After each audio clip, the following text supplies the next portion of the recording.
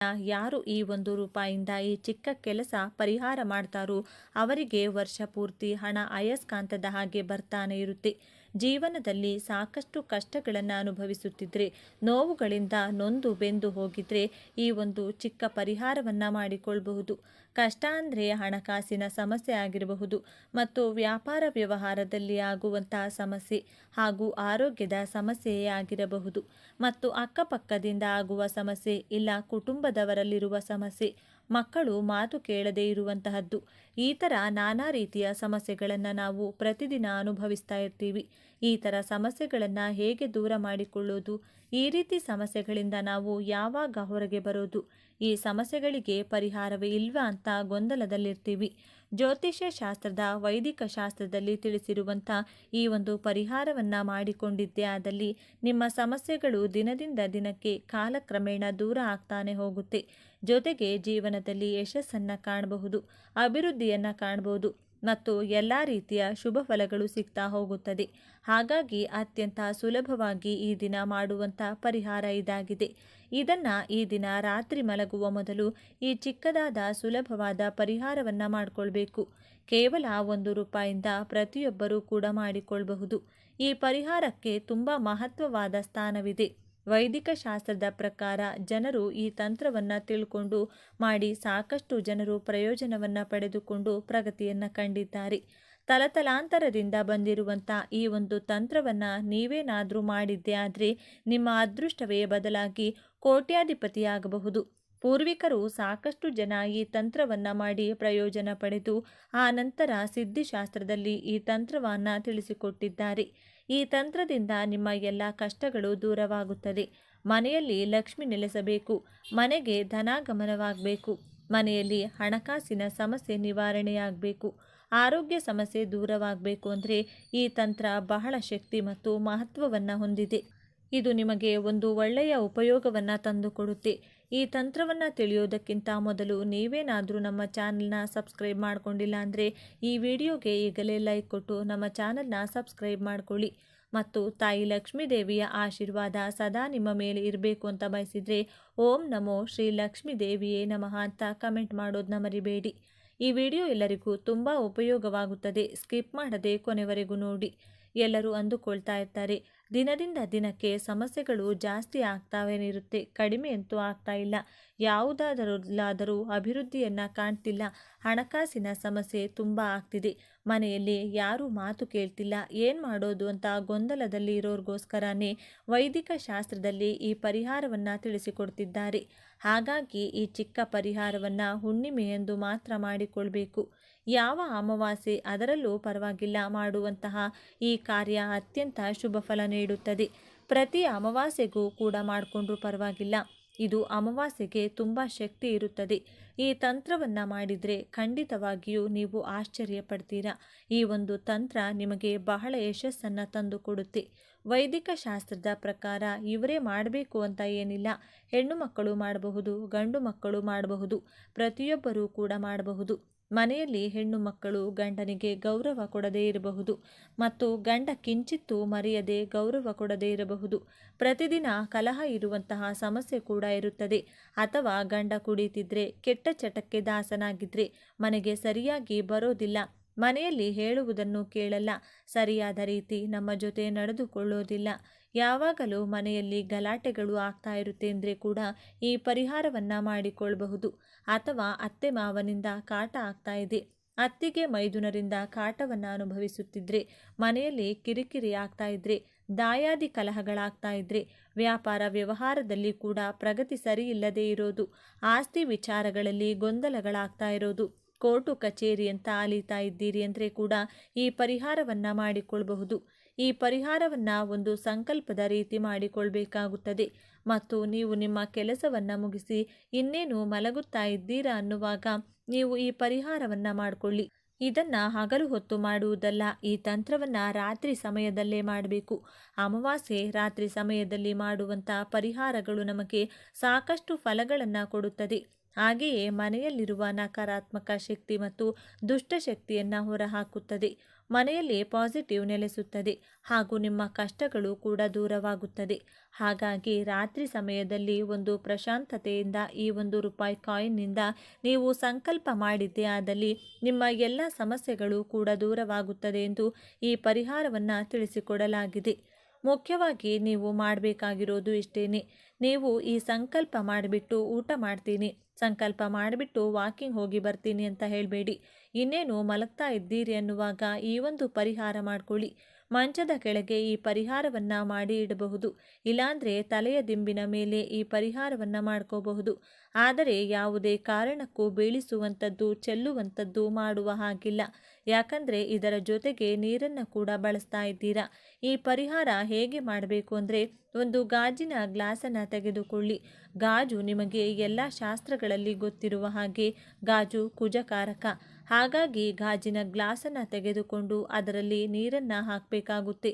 ನೀರನ್ನು ಹಾಕಿ ಇಟ್ಕೊಂಡು ನೀವಿನ್ನೇನು ಮಲಗ್ತಾ ಇದ್ದೀರಾ ಅನ್ನುವಷ್ಟರಲ್ಲಿ ನಿಮ್ಮ ಕಷ್ಟಗಳನ್ನು, ನಿಮ್ಮ ನಷ್ಟಗಳನ್ನು, ನಿಮಗೆ ಆಗಿರುವಂತಹ ತೊಂದರೆಗಳನ್ನು, ನಿಮಗೆ ಏನಾಗಬೇಕು, ನೀವು ನಿಮ್ಮ ಭವಿಷ್ಯದಲ್ಲಿ ಹೇಗಿರಬೇಕು, ಯಾವೆಲ್ಲ ಸಮಸ್ಯೆಗಳಿವೆ, ಎಲ್ಲ ಸಮಸ್ಯೆಗಳಿಗೆ ಪರಿಹಾರವಾಗಬೇಕು.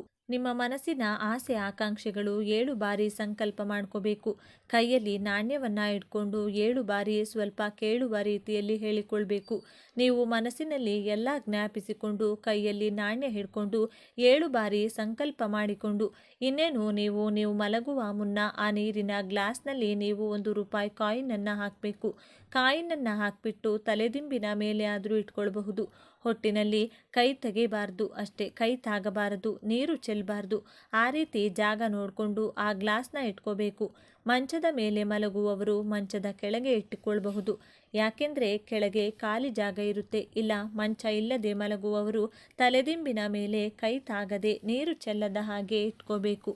ಈ ರೀತಿ ನೀವು ಪರಿಹಾರ ಮಾಡಿಕೊಂಡ್ರೆ ರಾತ್ರೋರಾತ್ರಿ ನಿಮ್ಮ ಸಮಸ್ಯೆಗಳು ಎಲ್ಲ ದೂರವಾಗುತ್ತದೆ. ಅಂದರೆ ಒಂದು ದಿನಕ್ಕಲ್ಲ, ಕಾಲಕ್ರಮೇಣ ದಿನದಿಂದ ದಿನಕ್ಕೆ ನಿಮ್ಮ ಕಷ್ಟಗಳು ದೂರವಾಗ್ತಾ ಹೋಗುತ್ತೆ. ಇದನ್ನು 3ರಿಂದ 4 ಅಮಾವಾಸ್ಯೆ ಈ ಪರಿಹಾರವನ್ನು ಮಾಡಿದರೆ ಇದರ ರಿಸಲ್ಟ್ ನಿಮಗೆ ಗೊತ್ತಾಗುತ್ತೆ. ತುಂಬ ಬದಲಾವಣೆ ಆಗ್ತಾ ಹೋಗುತ್ತೆ. ನೀವು ಜೀವನದಲ್ಲಿ ಹಣಕಾಸಿನಲ್ಲಿ ಅಭಿವೃದ್ಧಿ ಆಗ್ತಾ ಹೋಗುತ್ತೆ. ಮತ್ತು ಆ ನೀರನ್ನು ನೀವು ಬೆಳಿಗ್ಗೆ ಎದ್ದ ತಕ್ಷಣ ಯಾವುದಾದರೂ ಹಸಿರು ಗಿಡಕ್ಕೆ ಚೆಲ್ಲಬೇಕು. ತುಳಸಿ ಗಿಡಕ್ಕೆ ಚೆಲ್ಲಿದರೆ ತುಂಬ ಒಳ್ಳೆಯದಾಗುತ್ತದೆ. ತುಳಸಿ ಗಿಡ ಇಲ್ಲ ಅಂದರೆ ಯಾವುದಾದರೂ ಹಸಿರು ಗಿಡಕ್ಕೆ ಚೆಲ್ಲಬೇಕು. ಮತ್ತು ಆ ₹1 ನಾಣ್ಯವನ್ನು ನೀವು ಪರ್ಸ್ನಲ್ಲಿ ಇಟ್ಕೋಬೇಕು. ಮತ್ತು ಆ ₹1 ನಾಣ್ಯದಿಂದ ₹10 ಇಲ್ಲ ₹20 ನೋಟಿಗೆ ಅಥವಾ ಯಾವ ನೋಟಾದರೂ ಪರವಾಗಿಲ್ಲ ಮುಟ್ಟಿಸಿ ಅದನ್ನು ಯಾರಿಗಾದರೂ ಅಗತ್ಯ ಇರುವವರಿಗೆ ದಾನ ಮಾಡಿ. ಇಲ್ಲಾಂದರೆ ಅದರಿಂದ ಊಟವನ್ನು ತೆಗೆದುಕೊಂಡು ಆ ಊಟ ಯಾರಿಗೆ ಅವಶ್ಯಕತೆ ಇರುತ್ತೋ, ಯಾರಿಗೆ ಅಗತ್ಯ ಇರುತ್ತೋ ಅವರಿಗೆ ದಾನ ಮಾಡಿ. ಈ ರೀತಿ ನೀವೇನಾದರೂ ಮಾಡಿ ಆದಲ್ಲಿ ನಿಮ್ಮ ಕರ್ಮಫಲ ದೂರವಾಗುವುದು ಖಚಿತ. ಅದರಿಂದ ಒಳ್ಳೆಯ ಫಲ ಸಿಗುತ್ತದೆ. ಅದರಿಂದ ಫಲವನ್ನು ನೀವು ಕಾಣ್ತಾನೆ ಹೋಗ್ತೀರಾ ಮತ್ತು ಅನುಭವಿಸ್ತಾನೆ ಹೋಗ್ತಿರ್ತೀರ. ಜೀವನದಲ್ಲಿ ಎಲ್ಲದರಲ್ಲೂ ಪ್ರಗತಿಯನ್ನು ಕಾಣ್ತಾ ಹೋಗ್ತೀರಾ. ನೋಡಿದ್ರಲ್ಲ ಸ್ನೇಹಿತರೆ, ಈ ಮಾಹಿತಿ ನಿಮಗೆ ಇಷ್ಟ ಆಗಿದೆ ಅಂತ ಅಂದ್ಕೊಂಡಿದ್ದೀನಿ. ಇಷ್ಟ ಆಗಿದ್ದರೆ ದಯವಿಟ್ಟು ಈ ವಿಡಿಯೋಗೆ ಒಂದು ಲೈಕ್ ಕೊಡಿ. ಇನ್ನು ಹೆಚ್ಚಿನ ಮಾಹಿತಿಗಾಗಿ ನಮ್ಮ ಚಾನಲ್ನ ಸಬ್ಸ್ಕ್ರೈಬ್ ಮಾಡ್ಕೊಳ್ಳಿ. ಸಾಧ್ಯವಾದರೆ ಈ ವಿಡಿಯೋವನ್ನು ನಿಮ್ಮ ಫ್ರೆಂಡ್ಸ್ ಆ್ಯಂಡ್ ಫ್ಯಾಮಿಲಿ ಹಾಗೂ ಗ್ರೂಪ್ಗಳಿಗೆ ಶೇರ್ ಮಾಡಿ. ನೀವು ಶೇರ್ ಮಾಡುವುದರಿಂದ ಅವರಿಗೂ ನಿಮ್ಮಿಂದ ಒಳ್ಳೆಯದಾಗಬಹುದು. ಪವಿತ್ರ ದಿನದಂದು ನಾವು ಮಾಡುವ ಕೆಲವು ಸರಳ ಪರಿಹಾರಗಳು ನಮ್ಮ ಜೀವನವನ್ನು ಶೂನ್ಯದ ಹಂತದಿಂದ ಅತ್ಯುನ್ನತ ಸ್ಥಾಯಿಗೆ ತಲುಪಬಲ್ಲವು. ಆದರೆ ಈ ದಿನದಂದು ಗೊತ್ತಿಲ್ಲದೆ ಮಾಡುವ ಕೆಲವು ತಪ್ಪುಗಳು ನಮ್ಮ ಪ್ರಗತಿಯನ್ನು ಕುಂಠಿತಗೊಳಿಸಬಹುದು. ಹಾಗಾಗಿ ಈ ದಿನ ನಾವು ಪಾಲಿಸಬೇಕಾದ ಮುಖ್ಯ ನಿಯಮಗಳು ಮತ್ತು ಪರಿಹಾರಗಳು ಏನೇನು ಅನ್ನುವುದನ್ನು ಈ ವಿಡಿಯೋದಲ್ಲಿ ವಿವರವಾಗಿ ತಿಳಿದುಕೊಳ್ಳೋಣ. ಮುಂದುವರಿಯುವುದಕ್ಕೂ ಮುಂಚೆ ಭಕ್ತಿಯ ಸಂಕೇತವಾಗಿ ಈ ವಿಡಿಯೋಗೆ ಒಂದು ಲೈಕ್ ಮಾಡಿ. ಕಮೆಂಟ್ ಬಾಕ್ಸ್ನಲ್ಲಿ ಓಂ ನಮಃ ಶಿವಾಯ ಅಂತ ಬರೆಯಿರಿ. ಹಾಗೆ ನಮ್ಮ ಚಾನಲ್ಗೆ ಇನ್ನೂ ಸಬ್ಸ್ಕ್ರೈಬ್ ಆಗಿಲ್ಲ ಅಂದರೆ ಈಗಲೇ ಸಬ್ಸ್ಕ್ರೈಬ್ ಮಾಡಿಕೊಳ್ಳಿ. ಬನ್ನಿ ತಡ ಮಾಡದೆ ವಿಡಿಯೋಗೆ ಹೋಗೋಣ. ಈ ದಿನ ಎಷ್ಟೋ ಅಮೃತ ಯೋಗಗಳು ಕೂಡಿ ಬರುತ್ತಿರುವುದರಿಂದ ಈ ಅದ್ಭುತ ಅವಕಾಶಗಳನ್ನು ಯಾವತ್ತೂ ಮಿಸ್ ಮಾಡಿಕೊಳ್ಳಬೇಡಿ. ಮನೆಯಲ್ಲಿರುವ ಪ್ರತಿಯೊಬ್ಬರೂ ತಪ್ಪದೇ ತಲೆ ಸ್ನಾನ ಮಾಡಬೇಕು. ಒಂದು ವೇಳೆ ಈ ದಿನ ತಲೆ ಸ್ನಾನ ಮಾಡದಿದ್ದರೆ ದರಿದ್ರ ಬೆಂಬಿಡದೆ ಕಾಡುತ್ತದೆ ಎಂಬ ನಂಬಿಕೆ ಇದೆ. ಮುಂಜಾನೆ ಸ್ನಾನ ಮಾಡುವ ನೀರಿಗೆ ಸ್ವಲ್ಪ ಕಲ್ಲುಪ್ಪನ್ನು ಹಾಕಿ ತಲೆಯ ಸ್ನಾನ ಮಾಡಿ. ಇದರಿಂದ ನಿಮ್ಮ ಮೇಲಿರುವ ಸಮಸ್ತ ನರದೃಷ್ಟಿ ನಿವಾರಣೆಯಾಗಿ ಒಳ್ಳೆಯ ಆರೋಗ್ಯ ವೃದ್ಧಿಯಾಗುತ್ತದೆ. ಆದರೆ ನೆನಪಿರಲಿ, ಈ ದಿನ ತಲೆಗೆ ಶಾಂಪೂ ಅಥವಾ ಸಾಬೂನು ಹಾಕಿ ತಲೆ ತೊಳೆಯಬಾರದು. ಕೇವಲ ಶುದ್ಧ ನೀರಿನ ಸ್ನಾನಕ್ಕೆ ಇಲ್ಲಿ ಪ್ರಾಮುಖ್ಯತೆ ಇದೆ. ಸ್ನಾನದ ನಂತರ ಪೂಜಾ ಗೃಹದಲ್ಲಿರುವ ಶಿವ ಪಾರ್ವತಿಯರ ಫೋಟೋ ಮುಂದೆ ಶುದ್ಧವಾದ ತುಪ್ಪದ ದೀಪವನ್ನು ಹಚ್ಚಿ ಆರಾಧನೆ ಮಾಡಿ. ಇದರಿಂದ ನಿಮ್ಮ ಮನದ ಸಂಕಲ್ಪಗಳು ಶೀಘ್ರವಾಗಿ ಈಡೇರುತ್ತವೆ ಮತ್ತು ಅಪಾರ ಕುಬೇರ ಯೋಗ ಪ್ರಾಪ್ತಿಯಾಗುತ್ತದೆ. ನಿಜಕ್ಕೂ ಈ ದಿನ ನಮ್ಮ ಕೋರಿಕೆಗಳನ್ನು ಈಡೇರಿಸುವ ದಿವ್ಯ ದಿನ. ಹಾಗಾಗಿ ಈ ದಿನ ನಿಮ್ಮ ಮನೆ ಹತ್ತಿರವಿರುವ ಶಿವಾಲಯಕ್ಕೆ ಹೋಗಿ ಶಿವಲಿಂಗಕ್ಕೆ ಭಕ್ತಿಯಿಂದ ಅಭಿಷೇಕ ಮಾಡಿ ಬನ್ನಿ. ಈ ಒಂದು ದಿನ ನೀವು ಮಾಡುವ ಶಿವಾರಾಧನೆ ನಿಮ್ಮ ಸಮಸ್ತ ಕಷ್ಟಗಳನ್ನು ತಕ್ಷಣವೇ ದೂರಗೊಳಿಸಿ ನಿಮ್ಮ ಕುಟುಂಬಕ್ಕೆ ತುಂಬ ಒಳ್ಳೆಯದನ್ನು ಮಾಡುತ್ತದೆ. ವಿಪರೀತ ಆರೋಗ್ಯ ಸಮಸ್ಯೆಗಳಿಂದ ಬಾಧೆ ಪಡುತ್ತಿರುವವರು ಈ ದಿನ ಶಿವಲಿಂಗಕ್ಕೆ ಹಸುವಿನ ಹಾಲಿನಿಂದ ಅಭಿಷೇಕ ಮಾಡಿದರೆ ರೋಗ ನಿವಾರಣೆಯಾಗುತ್ತದೆ. ಶಿವನಿಗೆ ಅತ್ಯಂತ ಪ್ರೀತಿ ವೃಕ್ಷಗಳಲ್ಲಿ ಶಮಿ ವೃಕ್ಷ ಕೂಡ ಒಂದು. ಹಾಗಾಗಿ ಈ ದಿನ ಶಮಿ ವೃಕ್ಷಕ್ಕೆ ಪ್ರದಕ್ಷಿಣೆ ಮಾಡಿ ನಮಸ್ಕರಿಸಿದರೆ ಅಖಂಡ ರಾಜಯೋಗ ಹಾಗೂ ಭೋಗ ಭಾಗ್ಯಗಳು ಸಿಗುತ್ತವೆ. ಹಾಗೆಯೇ ಅಶ್ವತ್ಥ ವೃಕ್ಷಕ್ಕೆ ಪ್ರದಕ್ಷಿಣೆ ಮಾಡುವುದರಿಂದ ಸಕಲ ಪಾಪಗಳು ಕರಗಿ ಅದೃಷ್ಟ ಮತ್ತು ಐಶ್ವರ್ಯ ಕೂಡಿ ಬರುತ್ತದೆ. ಶಾಸ್ತ್ರಗಳ ಪ್ರಕಾರ ಪಿತೃದೇವತೆಗಳು ಕಾಗೆಯ ರೂಪದಲ್ಲಿ ನಮ್ಮ ಮನೆಯ ಅಂಗಳಕ್ಕೆ ಬರುತ್ತಾರಂತೆ. ಹಾಗಾಗಿ ಈ ದಿನ ನಿಮ್ಮ ಮನೆಯ ಮುಂದೆ ಕಾಗೆ ಬಂದು ಕೂಗಿದರೆ ನಿಮ್ಮ ಪಿತೃದೇವತೆಗಳೇ ಬಂದಿದ್ದಾರೆ ಅಂತ ಭಾವಿಸಿ ಅವರಿಗೆ ತಪ್ಪದೆ ಅನ್ನ ಅಥವಾ ಆಹಾರವನ್ನು ಇಡಿ. ಇದರಿಂದ ಪಿತೃದೇವತೆಗಳು ತೃಪ್ತರಾಗಿ ತಲೆಮಾರುಗಳವರೆಗೂ ಕರಗದ ಐಶ್ವರ್ಯವನ್ನು ಕರುಣಿಸುತ್ತಾರೆ. ಕೆಲವೊಮ್ಮೆ ನಮ್ಮ ಸುತ್ತಮುತ್ತಲಿರುವ ದೃಷ್ಟಿ, ನರದೃಷ್ಟಿ ಅಥವಾ ಬಂಧುಗಳ ಕಣ್ಣೀರು ನಮ್ಮ ಕುಟುಂಬದ ಮೇಲೆ ಬಿದ್ದಾಗ ಮನೆಯಲ್ಲಿ ಕಷ್ಟಗಳು ಹೆಚ್ಚಾಗುತ್ತವೆ. ಇದಕ್ಕೆ ಪರಿಹಾರವಾಗಿ ಈ ಮುಂಜಾನೆಯೇ ಒಂದು ಬೂದುಗುಂಬಳಕಾಯಿಯನ್ನು ತಂದು ಅದಕ್ಕೆ ಅರಿಶಿನ ಕುಂಕುಮ ಇಟ್ಟು ಮನೆಯ ಮುಖ್ಯ ದ್ವಾರಕ್ಕೆ ಕಟ್ಟಿ. ಇದರಿಂದ ಮನೆಯ ಮೇಲಿರುವ ಸಮಸ್ತ ದೃಷ್ಟಿ ದೋಷವು ತಕ್ಷಣವೇ ನಿವಾರಣೆಯಾಗುತ್ತದೆ. ಒಂದು ವೇಳೆ ಕುಂಬಳಕಾಯಿ ಕಟ್ಟಲು ಸಾಧ್ಯವಾಗದಿದ್ದರೆ ಒಂದು ಕೆಂಪು ಬಟ್ಟೆಯಲ್ಲಿ ಒಂದು ಹಿಡಿ ಕಲ್ಲುಪ್ಪನ್ನು ಮೂಟೆ ಕಟ್ಟಿ ಮನೆಯ ಮುಖ್ಯ ದ್ವಾರದ ಮುಂದೆ ತೂಗು ಹಾಕಿ. ಇದರಿಂದ ಲಕ್ಷ್ಮಿ ಕಟಾಕ್ಷ ಉಂಟಾಗುತ್ತದೆ. ಹಾಗೆಯೇ ಸಂಜೆ ವೇಳೆ ಮನೆಯ ದೃಷ್ಟಿ ತೆಗೆಯಲು ಕುಂಬಳಕಾಯಿ ಅಥವಾ ಉಪ್ಪನ್ನು ಬಳಸಿದರೆ ಮನೆಯಲ್ಲಿರುವ ದರಿದ್ರ ಲಕ್ಷ್ಮಿ ಹೊರಗೆ ಹೋಗಿ ಮಹಾಲಕ್ಷ್ಮಿ ಮನೆಯನ್ನು ಪ್ರವೇಶಿಸುತ್ತಾಳೆ. ಈ ದಿನ ಮನೆಯಲ್ಲಿರುವ ಪ್ರತಿಯೊಬ್ಬರೂ ಕಲ್ಲುಪ್ಪಿನಲ್ಲಿ ದೃಷ್ಟಿ ತೆಗೆಸಿಕೊಳ್ಳುವುದು ಬಹಳ ಉತ್ತಮ. ಈ ಪವಿತ್ರ ದಿನದಂದು ನಾವು ಕೆಲವು ತಪ್ಪುಗಳನ್ನು ಖಂಡಿತವಾಗಿ ಮಾಡಬಾರದು. ಈ ದಿನ ಅಪ್ಪಿತಪ್ಪಿಯೂ ಮಾಂಸಾಹಾರ ಸೇವನೆ ಮಾಡಬಾರದು. ಇದರಿಂದ ಮನೆಯಲ್ಲಿ ಕಲಹಗಳು ಹೆಚ್ಚಾಗುತ್ತವೆ. ಇನ್ನು ದಂಪತಿಗಳು ತಪ್ಪದೆ ಬ್ರಹ್ಮಚರ್ಯವನ್ನು ಪಾಲಿಸಬೇಕು. ಹಾಗೆಯೇ ಈ ದಿನ ಅಕ್ಕಿ, ಬೇಳೆಕಾಳುಗಳು ಮತ್ತು ಗೋಧಿಯನ್ನು ಹೊಸದಾಗಿ ಖರೀದಿಸಬಾರದು. ಈ ದಿನ ಶಿವಾಲಯದ ಬ್ರಾಹ್ಮಣರಿಗೆ ಸ್ವಯಂ ಪಾಕದಾನ ಅಂದರೆ ಅಕ್ಕಿ, ತೊಗರಿಬೇಳೆ, ಬೆಲ್ಲ, ಸೊಪ್ಪು, ತರಕಾರಿಗಳನ್ನು ಕೊಟ್ಟು ಅವರ ಆಶೀರ್ವಾದ ಪಡೆದರೆ ಕೋಟಿ ಜನ್ಮದ ಪುಣ್ಯ ಫಲ ಲಭಿಸುತ್ತದೆ. ಇದು ಮನೆಯಲ್ಲಿ ಧಾನ್ಯದ ಕೊರತೆ ಇಲ್ಲದಂತೆ ಕಾಪಾಡುತ್ತದೆ. ಈ ದಿನ ರಾತ್ರಿ ವೇಳೆ ನಮ್ಮ ಭೂಮಿಯ ಮೇಲೆ ದುಷ್ಟಶಕ್ತಿಗಳ ಪ್ರಭಾವ ಹೆಚ್ಚಿರುತ್ತದೆ. ಹಾಗಾಗಿ ರಾತ್ರಿ ವೇಳೆ ಮನೆಯ ಮುಂದೆ ರಂಗೋಲಿಯನ್ನು ಹಾಕಬಾರದು. ರಂಗೋಲಿ ಹಾಕಿದರೆ ದುಷ್ಟಶಕ್ತಿಗಳು ಮನೆಯನ್ನು ಆಕರ್ಷಿಸುತ್ತವೆ. ಹಾಗೆಯೇ ರಾತ್ರಿ ಬಟ್ಟೆ ಒಗೆಯುವುದು ಅಥವಾ ಹಸಿ ಬಟ್ಟೆಯನ್ನು ಹೊರಗೆ ಒಣಗಿಸುವುದು ಮಾಡಬೇಡಿ. ಈ ದಿನ ಕಬ್ಬಿಣದ ವಸ್ತುಗಳನ್ನು ಮತ್ತು ಎಣ್ಣೆಯನ್ನು ಖರೀದಿಸಬಾರದು. ಇದರಿಂದ ಆಯಸ್ಸು ಕ್ಷೀಣಿಸುತ್ತದೆ ಎಂಬ ನಂಬಿಕೆ ಇದೆ. ಮನೆಯಲ್ಲಿ ಸದಾ ಕಷ್ಟಗಳು, ಅನಾರೋಗ್ಯ ಇದ್ದರೆ ಅಲ್ಲಿ ನಕಾರಾತ್ಮಕ ಶಕ್ತಿ ಇರುತ್ತದೆ ಅಂತ ಅರ್ಥ. ಹಾಗಾಗಿ ಈ ದಿನ ಮನೆಯನ್ನು ಉಪ್ಪು ನೀರಿನಿಂದ ತೊಳೆದು ಸಾಂಬ್ರಾಣಿ ಧೂಪವನ್ನು ಹಾಕಿ.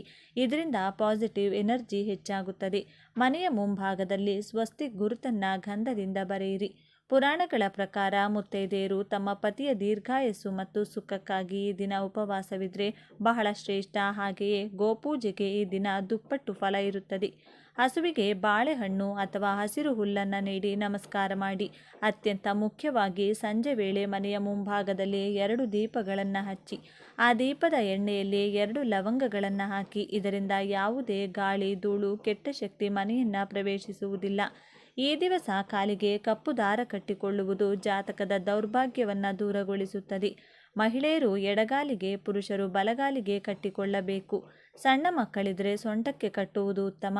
ಸಂಜೆ ತುಳಸಿ ಪೂಜೆಗೆ ಈ ದಿನ ವಿಶೇಷ ಫಲವಿದೆ. ಆದರೆ ನೆನಪಿರಲಿ, ಮಹಿಳೆಯರು ರಾತ್ರಿ ವೇಳೆ ಕೂದಲನ್ನು ಬಿಟ್ಟುಕೊಂಡು ಹೊರಗಡೆ ತಿರುಗಾಡಬಾರದು. ದುಷ್ಟಶಕ್ತಿಗಳ ಪ್ರಭಾವದಿಂದ ಆರೋಗ್ಯ ಕೆಡಬಹುದು.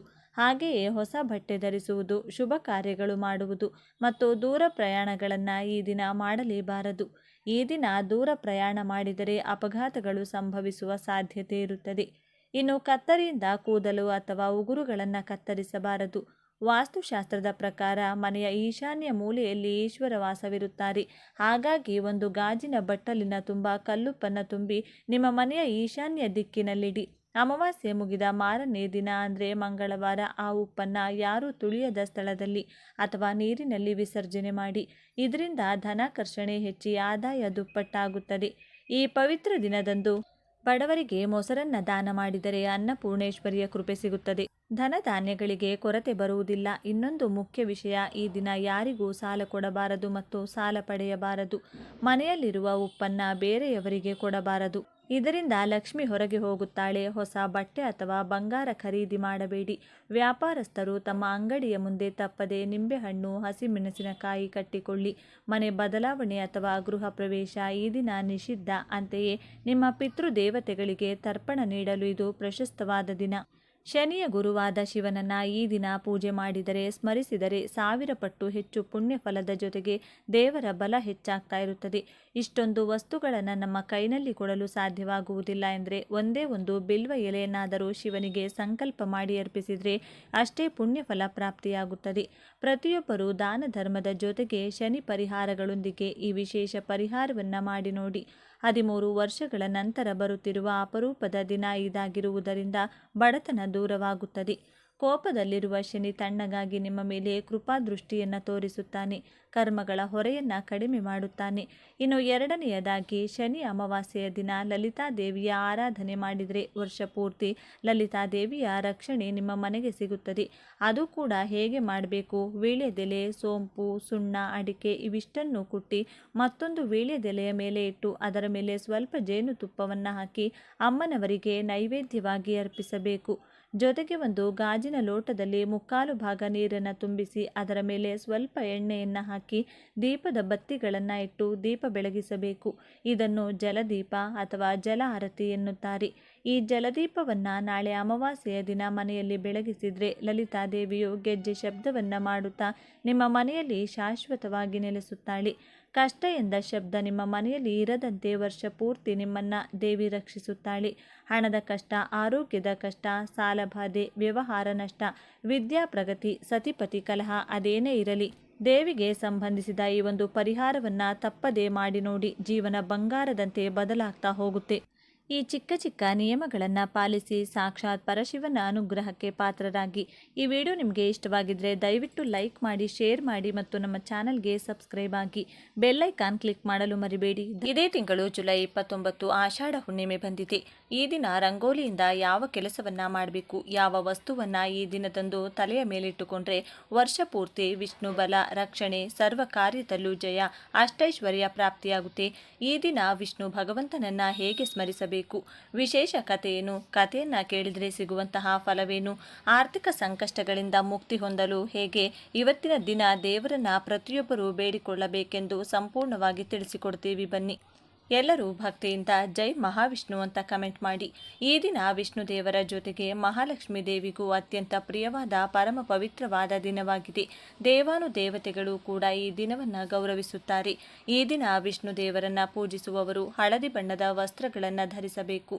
ಈ ದಿನ ಸೂರ್ಯ ಉದಯಿಸುವ ಮುನ್ನವೇ ಎದ್ದು ಮನೆಯನ್ನು ಶುಚಿಗೊಳಿಸಬೇಕು. ಸ್ನಾನದ ನೀರಿಗೆ ಸ್ವಲ್ಪ ಪಚ್ಚೆ ಕರ್ಪೂರ, 1-2 ತುಳಸಿಯ ದಳಗಳನ್ನು ಬೆರೆಸಿ ಸ್ನಾನ ಮಾಡಿಕೊಳ್ಳಬೇಕು. ಇದರಿಂದ ವಿಷ್ಣುವಿನ ಕೃಪೆ ಪ್ರಾಪ್ತಿಯಾಗುತ್ತದೆ. ಯಾರು ಭಕ್ತಿ ಶ್ರದ್ಧೆಯಿಂದ ಉಪವಾಸ ಜಾಗರಣೆಗಳ ಮೂಲಕ ಈ ದಿನ ಆಚರಿಸುತ್ತಾರೋ ಅವರು ಸಕಲ ಕಷ್ಟಗಳು ಕಳೆದು ಅಷ್ಟೈಶ್ವರ್ಯ ಪ್ರಾಪ್ತಿಯಾಗುತ್ತದೆ. ವಿಷ್ಣು ದೇವರು ಯೋಗ ನಿದ್ರೆಗೆ ಜಾರುವಂತಹ ಈ ದಿನದಂದು ಭಕ್ತರಾದ ನಾವೆಲ್ಲರೂ ಎಚ್ಚರದಿಂದಿರಬೇಕು.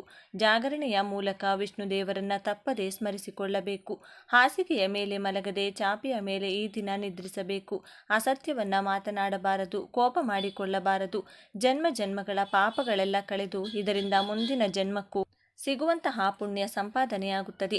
ಸ್ನಾನದ ಬಳಿಕ ದೇವರ ಕೋಣೆಯಲ್ಲಿ ಒಂದು ಮಣೆ ಅಥವಾ ಪೀಠದ ಮೇಲೆ ಹಳದಿ ಬಣ್ಣದ ಬಟ್ಟೆಯನ್ನ ಹಸಿಯೇ ವಿಷ್ಣುವೇ ದೇವರ ಚಿತ್ರಪಟವಿಟ್ಟು ಹಳದಿ ಬಣ್ಣದ ಪುಷ್ಪಗಳು, ತುಳಸಿ ಮಾಲೆಗಳಿಂದ ಭಗವಂತನ ಅಲಂಕಾರ ಮಾಡಿಕೊಳ್ಬೇಕು.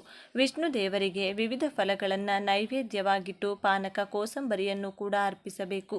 ನೀವು ಇಟ್ಟಂತಹ ನೈವೇದ್ಯಗಳಿಗೆ ತುಳಸಿ ದಳಗಳನ್ನು ಹಾಕಬೇಕು. ದೀಪಕ್ಕೆ 3 ಬತ್ತಿಗಳನ್ನು ಬಿಡಿ ಬಿಡಿಯಾಗಿ ಕೂರಿಸಿ ತುಪ್ಪವನ್ನು ಹಾಕಿ ದೀಪದ ಬತ್ತಿಗಳು ಭಗವಂತನ ಕಡೆ ನೋಡುವಂತೆ ದೀಪಾರಾಧನೆ ಮಾಡಿಕೊಳ್ಬೇಕು. ಪೂಜೆಯ ಬಳಿಕ ಒಂದು ಚಿಕ್ಕ ಬಟ್ಟಲಿನಲ್ಲಿ ಅರಿಶಿನದ ಅಕ್ಷತೆಯನ್ನು ಇಟ್ಟುಕೊಂಡು ಖಾಲಿ ಬಟ್ಟಲಿಗೆ ಅಥವಾ ಡಬ್ಬಕ್ಕೆ ಸ್ವಲ್ಪ ಸ್ವಲ್ಪ ಅಕ್ಷತೆಯನ್ನು ಹಾಕುತ್ತಾ ವಿಷ್ಣು ಸಹಸ್ರನಾಮ ಪಾರಾಯಣ ಮಾಡಿಕೊಳ್ಬೇಕು.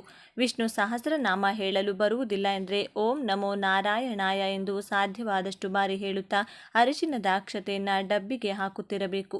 ಸಹಸ್ರನಾಮ ಪಾರಾಯಣದ ನಂತರ ಆ ಅಕ್ಷತೆಯಲ್ಲಿ ಸ್ವಲ್ಪ ಅಕ್ಷತೆಯನ್ನು ಮನೆಯ ಸದಸ್ಯರೆಲ್ಲ ತಲೆಯ ಮೇಲೆ ಹಾಕಿಕೊಳ್ಳುತ್ತಾ ಸರ್ವ ಕಷ್ಟಗಳು ಕಳೆಯಲಿ, ವಿಷ್ಣು ಮಹಾಲಕ್ಷ್ಮಿ ಕೃಪೆ ಲಭಿಸಲಿ, ಗೊತ್ತಿದ್ದು ಗೊತ್ತಿಲ್ಲದೆ ಮಾಡಿದ ಪಾಪಗಳು ನಶಿಸಿ ಉತ್ತಮ ಆರೋಗ್ಯ ಆಯಸ್ಸು ಲಭಿಸಲಿ ಎಂದು ವಿಷ್ಣು ಭಗವಂತನಲ್ಲಿ ಬೇಡಿಕೊಳ್ಬೇಕು. ಇದರಿಂದ ವರ್ಷ ಪೂರ್ತಿ ಶತ್ರು ಬಾಧೆಗಳು ಬರುವುದಿಲ್ಲ. ದೊಡ್ಡ ದೊಡ್ಡ ಕಷ್ಟಗಳು ಬಂದಾಗ ದೇವರೇ ಬಂದು ದಾರಿಯನ್ನು ತೋರುತ್ತಾನೆ. ಹಣದ ಕಷ್ಟಗಳೆಲ್ಲ ಕಳೆದು ಆರ್ಥಿಕ ಅಭಿವೃದ್ಧಿ ಕಾಣುವಿರಿ. ಸಾಧ್ಯವಾದರೆ ವಿಷ್ಣು ಪಂಜರ ಸ್ತೋತ್ರ ಎಂಬ ವಿಶೇಷ ಸ್ತೋತ್ರವಿದೆ. ಅದನ್ನು ನಾಳೆಯ ದಿನ ಮನೆಯ ಸದಸ್ಯರು ಸಂಜೆ ಸಮಯದಲ್ಲಿ ಕೇಳಿ. ಈ ದಿನ ಯಾವುದೇ ಕಾರಣಕ್ಕೂ ನೀರನ್ನು ಹಾಳು ಮಾಡಬಾರದು, ಪೋಲು ಮಾಡಬಾರದು. ನೀರಿನಲ್ಲಿ ಸಾಕ್ಷಾತ್ ವಿಷ್ಣು ದೇವರ ವಾಸವಿರುತ್ತದೆ. ಯಾರ ಮನೆಯಲ್ಲಿ ಹೆಚ್ಚು ನೀರನ್ನು ವೇಸ್ಟ್ ಮಾಡ್ತೀರೋ ಆ ಮನೆಗೆ ವಿಷ್ಣು ದೇವರ ಬಲ ಕಡಿಮೆಯಾಗಿರುತ್ತದೆ. ಯಾವ ದಿನವಾದರೂ ಸರಿ ನೀರನ್ನು ಅವಶ್ಯಕತೆಗೆ ಮೀರಿ ಹೆಚ್ಚು ಬಳಸಬಾರದು. ನಾಳೆ ಯಾರಿಗಾದರೂ ಜಲದಾನ ಮಾಡಿದರೆ ಪುಣ್ಯ ಲಭಿಸುತ್ತದೆ. ಹಣದ ಆಕರ್ಷಣೆಯಾಗಲು ಈ ದಿನ ತುಳಸಿ ಗಿಡದ ಮುಂದೆ ವಿಷ್ಣು ದೇವರ ಆಲಯಗಳಲ್ಲಿ 5 ಬಣ್ಣಗಳನ್ನು ಬಳಸಿ ಒಂದು ಚಿಕ್ಕ ರಂಗೋಲಿಯನ್ನು ಹಾಕಬೇಕು. ರಂಗೋಲಿ ಬರೆಯಲು ಸಾಧ್ಯವಾಗುವುದಿಲ್ಲ ಎಂದರೆ ಚಿಕ್ಕ ಸ್ವಸ್ತಿಕ್ ಚಿಹ್ನೆಯನ್ನಾದರೂ ಮರೆಯದೆ ಬರೆದುಕೊಳ್ಳಿ. ರಂಗೋಲಿಯ ಮುಂದೆ ದೀಪಗಳನ್ನು ಇಡಿ. ಇದರಿಂದ ಹಣಕಾಸಿನ ಸಮಸ್ಯೆಗಳೆಲ್ಲ ಶೀಘ್ರವಾಗಿ ದೂರವಾಗುತ್ತದೆ. ಬರಬೇಕಾದ ಹಣ ಕೈ ಸೇರುತ್ತದೆ.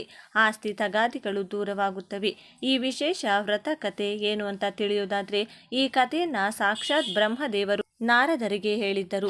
ಅದೇ ಕಥೆಯನ್ನು ಕೃಷ್ಣನು ಧರ್ಮರಾಜನಿಗೆ ಹೀಗೆ ಹೇಳುತ್ತಾನೆ. ಶ್ರೇಷ್ಠವಾದ ವ್ರತ 3 ಲೋಕಗಳಲ್ಲಿಯೂ ಇಲ್ಲ. ಮನುಷ್ಯನ ಸಕಲ ಇಚ್ಛೆಗಳನ್ನು ಪೂರ್ಣ ಮಾಡುವಂಥದ್ದು.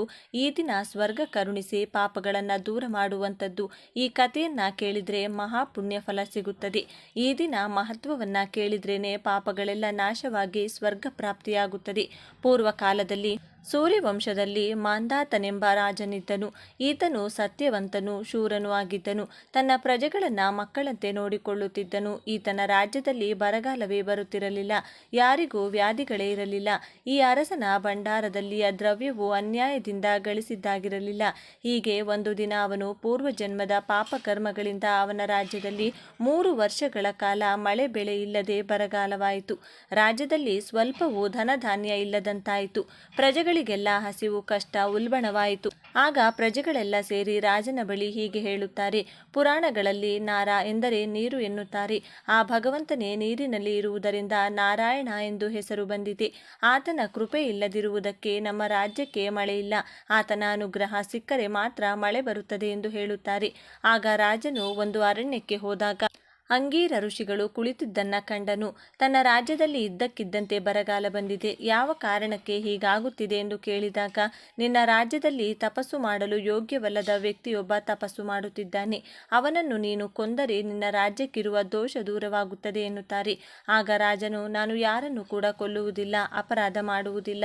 ಆ ತಪಸ್ಸು ಮಾಡುತ್ತಿರುವ ವ್ಯಕ್ತಿ ನನಗೇನೂ ತೊಂದರೆ ಕೊಟ್ಟಿಲ್ಲ. ಅದಕ್ಕಾಗಿ ಮತ್ತೊಂದು ಉಪಾಯ ಹೇಳಿ ಎಂದಾಗ ಋಷಿಗಳು, ಈ ದಿನ ಈ ವ್ರತವನ್ನ ಮಾಡು. ಈ ವ್ರತದ ಫಲದಿಂದ ರಾಜ್ಯ ಮಳೆ ಬೆಳೆಯಿಂದ ಸಮೃದ್ಧಿಯಾಗುತ್ತದೆ ಎನ್ನುತ್ತಾರೆ.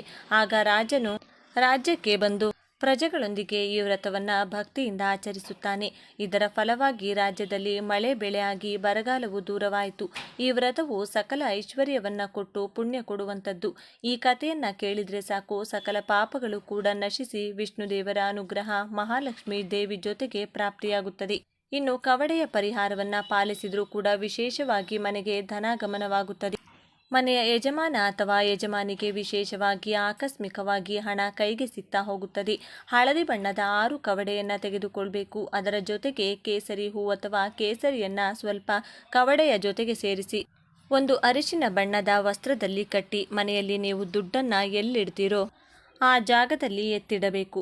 ವಾರಕ್ಕೆ 1 ಸಲವಾದರೂ ಕೂಡ ಈ ವಿಶೇಷ ಮೂಟೆಗೆ ಪೂಜಿಸುತ್ತಾ ಇಷ್ಟದೇವರ ಪ್ರಾರ್ಥನೆ ಹಾಗೂ ಮಹಾಲಕ್ಷ್ಮಿ ಅಮ್ಮನವರ ಪ್ರಾರ್ಥನೆಯನ್ನು ಮಾಡಿಕೊಳ್ಬೇಕು. ಇದರಿಂದ ಶೀಘ್ರವಾಗಿ ಆಕಸ್ಮಿಕವಾಗಿ ಧನಲಾಭ ಉಂಟಾಗುತ್ತದೆ. ಇನ್ನು ಕೊನೆಯದಾಗಿ ಉಪ್ಪಿನಿಂದ ಈ ಪರಿಹಾರವನ್ನು ಪಾಲಿಸಿದರೂ ಕೂಡ ಧನಾಗಮನ ಬಹಳ ಸುಲಭವಾಗಿ ಆಗ್ತಾ ಹೋಗುತ್ತೆ. ಯಾವುದಾದರೂ ಮಂಗಳವಾರ, ಗುರುವಾರ, ಶುಕ್ರವಾರ, ಶನಿವಾರದ ದಿನ ಒಂದು ಗಾಜಿನ ಪಾತ್ರೆಗೆ ಕಲ್ಲುಪ್ಪನ್ನು ಹಾಕಬೇಕು. ನಂತರ ಈ ಉಪ್ಪು ತುಂಬಿದ ಗಾಜಿನ ಪಾತ್ರೆಯನ್ನು ನಿಮ್ಮ ಮನೆಯಲ್ಲಿ ಎಲ್ಲಾದರೂ ಸರಿ ಈಶಾನ್ಯ ದಿಕ್ಕಿನಲ್ಲಿಡಬೇಕು. ಗಾಜಿನ ಪಾತ್ರೆ ಮೇಲೆ ಒಂದು ಚಿಕ್ಕ ತಟ್ಟೆಯನ್ನು ಮುಚ್ಚಿಡಬೇಕು. ವಾರಕ್ಕೆ ಒಂದು ಬಾರಿ ಆ ಉಪ್ಪನ್ನು ಬದಲಿಸಿ ಮತ್ತೆ ಹೊಸ ಕಲ್ಲುಪ್ಪನ್ನು ಆ ಗಾಜಿನ ಬಟ್ಟಲಿಗೆ ಹಾಕಿ ಬದಲಿಸಿದ ಉಪ್ಪನ್ನು ಯಾವುದಾದರೂ ದೊಡ್ಡ ಮರದ ಗಿಡದ ಬುಡಕ್ಕೆ ಹಾಕ್ತಾ ಬರಬೇಕು. ಈ ಒಂದು ಪರಿಹಾರವನ್ನು ಪಾಲಿಸಿದರೆ ಜಾತಕ ದೋಷಗಳು ಕಳೆದು ದೃಷ್ಟಿ ದೋಷಗಳು ಕಳೆದು ಆಕಸ್ಮಿಕವಾಗಿ ಧನ ಪ್ರಾಪ್ತಿಯಾಗುತ್ತೆ. ಆಕಸ್ಮಿಕವಾಗಿ ಹಣದ ಲಾಭವಾಗಬೇಕು ಎಂದರೆ ಮನೆಯ ಹೊರಭಾಗದಲ್ಲಿ ಹೊಸ್ತಿಲಿನ ಮುಂಭಾಗದಲ್ಲಿ ಸಾಸಿವೆ ಎಣ್ಣೆಯ ದೀಪವನ್ನು ಬೆಳಗಿಸಬೇಕು. ಮನೆಯ ಆವರಣದಲ್ಲಿ ಅಶೋಕ ಸಸಿಯನ್ನು ಬೆಳೆಸಬೇಕು. ಆಲದ ಮರದ ಬೇರನ್ನು ಕಟ್ಟಬೇಕು. ದೇವರ ಕೋಣೆಯಲ್ಲಿ ಅಶೋಕ ವೃಕ್ಷದ ಬೇರನ್ನು ಇಡಬೇಕು. ಕವಡಿಯ ಜೊತೆಗೆ ಕೇಸರಿ ಬೆರೆಸಿ ಇಡಬೇಕು. ಕಲ್ಲುಪ್ಪನ್ನು ಮನೆಯ ಈಶಾನ್ಯ ದಿಕ್ಕಿನಲ್ಲಿಡಬೇಕು. ಇವುಗಳಲ್ಲಿ ಯಾವುದೇ ಪರಿಹಾರವನ್ನು ಪಾಲಿಸಿದರೂ ಕೂಡ ಅದೃಷ್ಟ ಮನೆಯ ಬಾಗಿಲನ್ನು ತಟ್ಟುತ್ತೆ. ಊಹಿಸದ ರೀತಿಯಲ್ಲಿ ಹಣವನ್ನು ನೀವು ಖಚಿತವಾಗಿ ನೋಡಬಹುದು. ನೋಡಿದ್ರಲ್ಲ, ಈ ದಿನ ಯಾವೆಲ್ಲ ವಿಧಿವಿಧಾನಗಳನ್ನು ಪಾಲಿಸಬೇಕು, ಯಾವ ರೀತಿಯಾಗಿ ಎಷ್ಟು ದೇವರಿಗೆ ವಿಷ್ಣು ದೇವರನ್ನ ಬೇಡಿಕೊಳ್ಬೇಕು ಅಂತ ಇವತ್ತಿನ ಈ ವಿಡಿಯೋದಲ್ಲಿ ತಿಳಿಸಿಕೊಟ್ಟಿದ್ದೇವೆ. ತಪ್ಪದೆ ಜೈ ಮಹಾವಿಷ್ಣು ಅಂತ ಬರೆದು ಈ ವಿಡಿಯೋನ ಪ್ರತಿಯೊಬ್ಬರಿಗೂ ಶೇರ್ ಮಾಡಿ. ಮುಂದಿನ ಬಾರಿ ಮತ್ತೆ ಸಿಗೋಣ. ಧನ್ಯವಾದಗಳು.